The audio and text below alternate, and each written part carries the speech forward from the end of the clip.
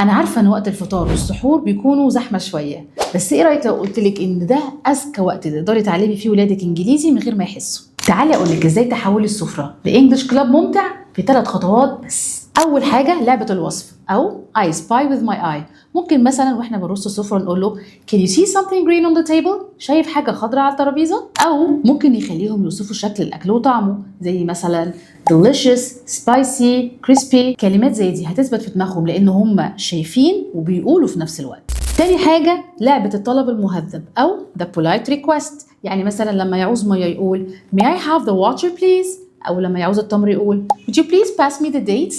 دي حاجة بتعلمهم المحادثة اليومية وبشكل طبيعي جدا. وآخر حاجة معانا لعبة سؤال اليوم. ممكن تسأليه إيه أكتر حاجة كانت النهاردة ممتعة بالنسبة لك، فيرد عليكي يقول لك I liked the prayer. أنا كنت حابب الصلاة. ممكن تسأليه إيه أكتر حاجة كانت تحدي النهاردة بالنسبة لك، فيقول لك I was a bit tired. أنا كنت مجهد شوية. الهدف مش إن إحنا نضغط عليهم، الهدف إن إحنا نعلمهم اللغة وسط لمتنا، ومش معنى كلامي إن إحنا ننسى العربي اللي هو لغتنا الأساسية. جربي النهاردة تطلبي منهم طلب واحد وشوفي التفاعل هيكون إزاي. ولو عندك أي أفكار تانية اكتبي لنا في الكومنتات.